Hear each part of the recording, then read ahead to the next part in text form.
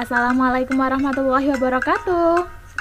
Halo anak hebat, jumpa lagi dalam pembelajaran bahasa Indonesia. Kita awali dengan berdoa terlebih dahulu ya. Yuk kita mulai. Pada video pembelajaran kali ini kita akan membahas tentang soal yang telah kalian kerjakan saat penilaian tengah semester kemarin. Yuk kita bahas, disimak ya. Soal yang pertama. Puisi rakyat yang berkembang sebagai warisan seni sastra yang berasal dari India merupakan A. Pantun, B. Syair, C. Gurindam, D. Karmina. Jika kalian telah menyimak video-video sebelumnya penjelasan tentang puisi rakyat dan kalian mencatatnya, pasti kalian tahu ya. Pantun berasal dari Melayu, sedangkan syair berasal dari Persia. Jadi yang berasal dari India yaitu Gurindam. Jadi jawabannya adalah C ya anak-anak. Soal yang kedua. Jika kalian menemui pertanyaan-pertanyaan seperti ini, nah kalian yang pertama harus kalian baca yaitu pertanyaannya, yaitu ciri-ciri di atas merupakan ciri-ciri dari puisi rakyat. Nah, di sini ada 4 ciri-ciri ya. Yuk kita baca satu persatu. Ciri yang pertama, tiap bait terdiri atas 4 baris atau larik. 2. Tiap baris terdiri atas 8 sampai 12 suku kata.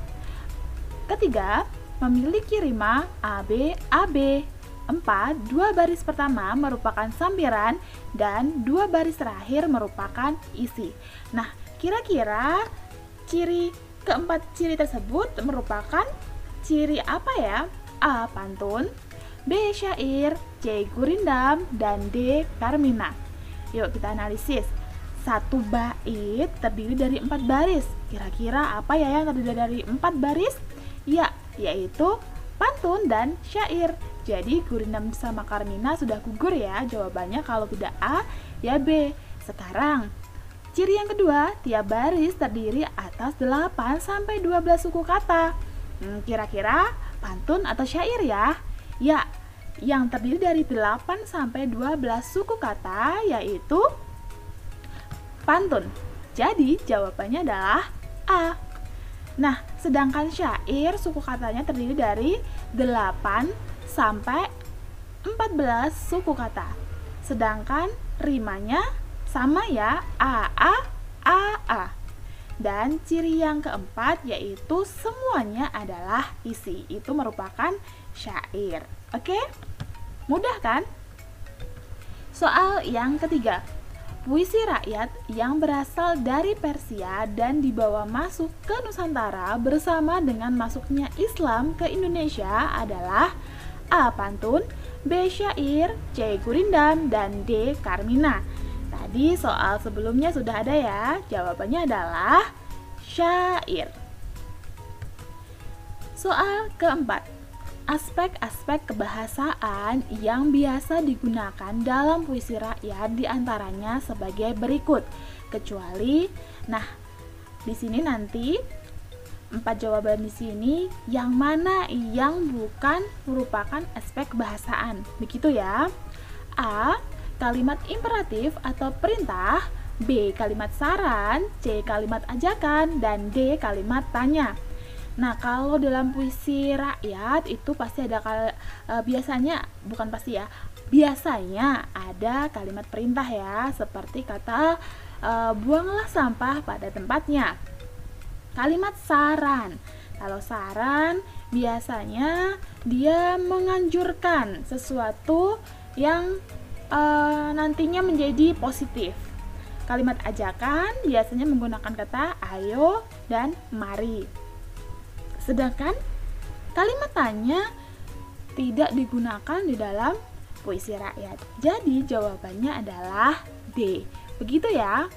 Soal yang kelima.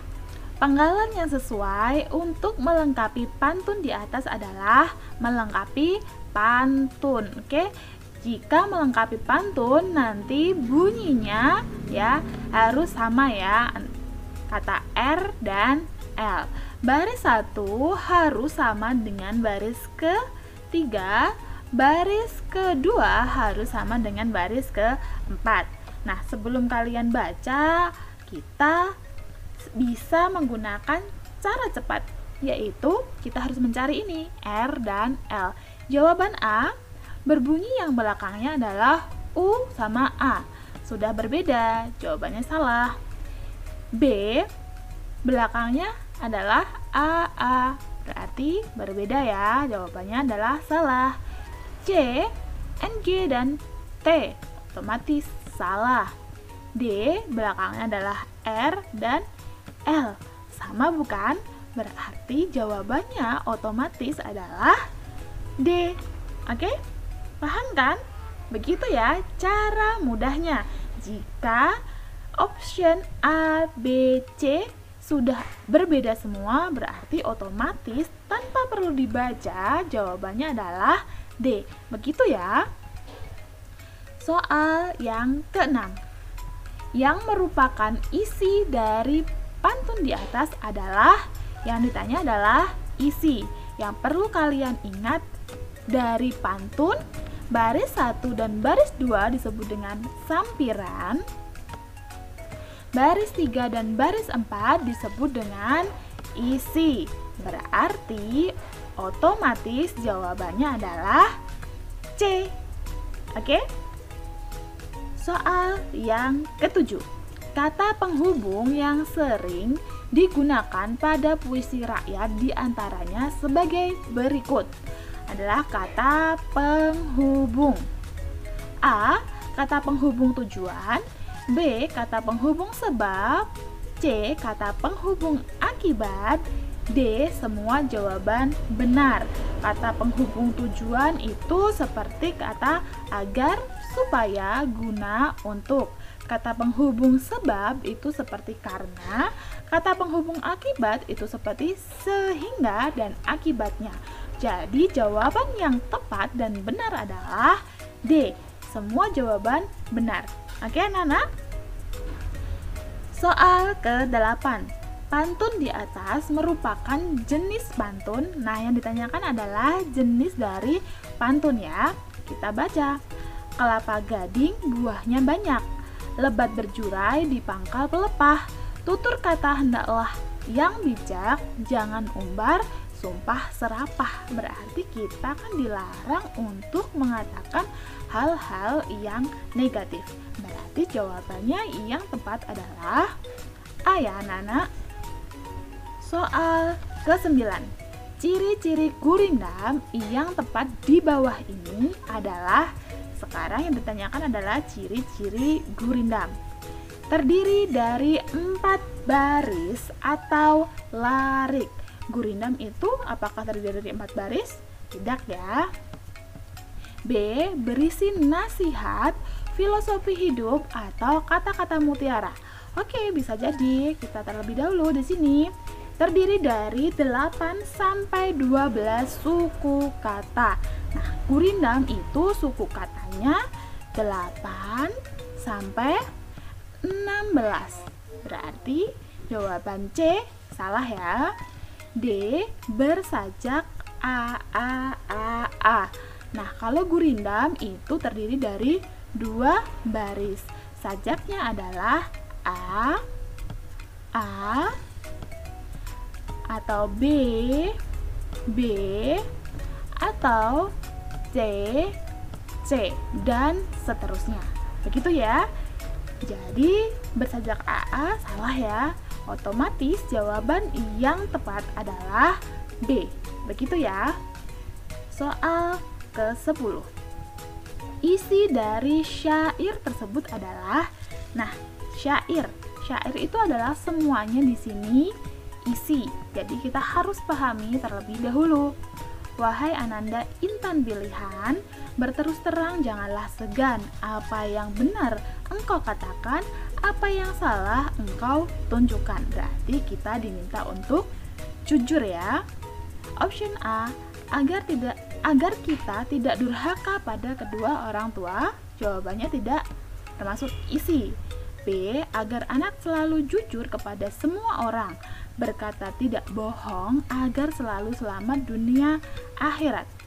Di sini apakah isinya di sini ada selamat dunia akhirat? Tidak ada ya. Berarti jawaban B salah. C, agar kita berterus terang. Katakan salah jika salah, katakan benar jika benar. Oke, bisa jadi jawaban D, agar anak jangan malu. Oh, di sini adalah bukan malu ya. Maaf. Malu. Berarti jawabannya nih D salah ya. Otomatis jawaban yang benar adalah C. Mudah kan anak-anak? Kita lanjutkan soal ke-11. Contoh kata penghubung syarat yang sering digunakan dalam puisi rakyat diantaranya adalah kata penghubung syarat. Berarti seperti kalau kalian minta sesuatu kepada orang tua kalian, kemudian orang tua kalian memberikan syarat yang nantinya ketika syarat itu terpenuhi, nanti permintaan kalian akan diwujudkan atau dikabulkan atau dipenuhi oleh orang tua kalian. Nah, yuk kita cari option A. Supaya, sampai, karena, dan jika. Di sini tidak mungkin ya. Kalau misalnya contohnya kalian meminta sepeda, orang tua kalian memberikan syarat jika orang tua kalian memberikan sepeda, kalian harus mendapatkan nilai yang baik atau mendapatkan ranking berapa, seperti itu. Nah, kan supaya kan jadi enggak ya, supaya enggak, sampai juga enggak, karena juga enggak, jika juga jika. Oh ya, jika.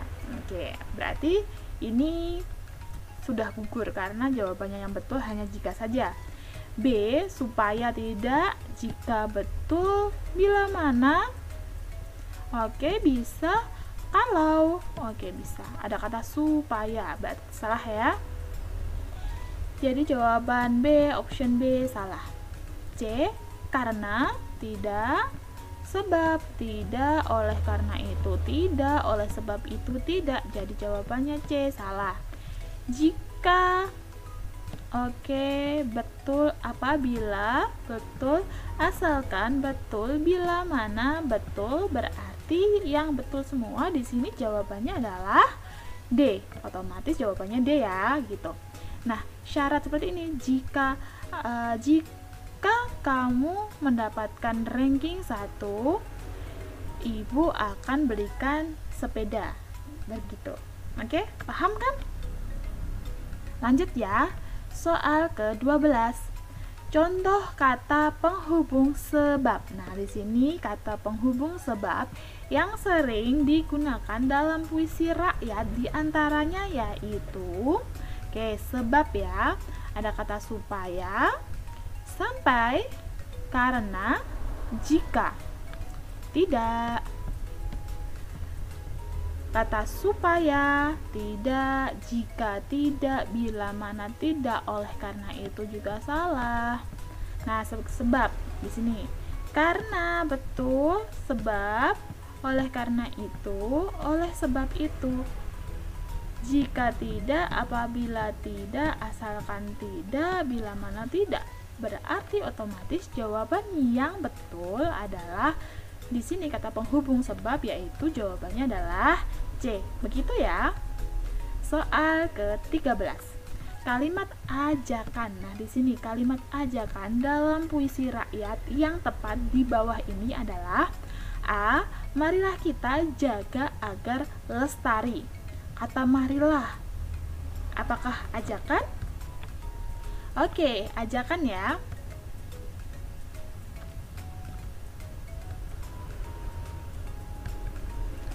Lanjut ke soal ke-13.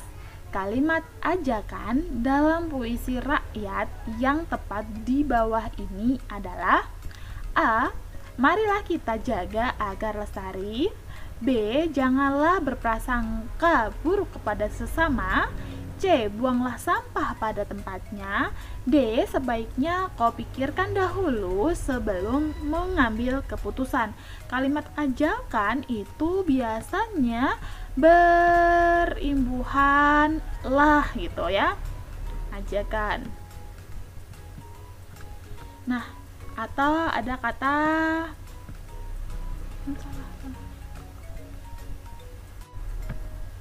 lanjut soal ke-13. Kalimat ajakan dalam puisi rakyat yang tepat di bawah ini adalah, nah yang diminta adalah kalimat ajakan. Kalau kita mengajak biasanya menggunakan kata ayo atau kata mari. Ya kan? Kalau kita mengajak kan ayo, mari gitu. Nah, sekarang kita cari ya yang menggunakan kata-kata ayo atau mari. A, marilah kita jaga agar lestari. Oke, sudah kelihatan di sini ada kata marilah. Berarti jawabannya adalah A ya. Oke, kita analisis terlebih dahulu. Jawaban B, janganlah berprasangka buruk kepada sesama. Kata janganlah merupakan kalimat larangan. Oke. C, buanglah sampah pada tempatnya. Kata buanglah, oke, partikel lah di sini merupakan ciri dari kata perintah. Sekarang yang D, sebaiknya kau pikirkan dahulu sebelum mengambil keputusan. Di sini ada kata sebaiknya, berarti merupakan kalimat saran, oke? Diperhatikan di sini kalimat ajakan ada kata ayo, mari. Kata larangan seperti kata jangan, kalimat perintah menggunakan partikel lah ataukah kalimat saran ada kata sebaiknya. Oke, berarti nomor 13 jawaban yang benar adalah A. Oke, anak-anak. Soal selanjutnya 14. Kalimat perintah dalam puisi rakyat yang tepat di bawah ini adalah di sini. Nah, kalimat perintah. Oke. Marilah. Tadi kalimat marilah apa? Kata apa?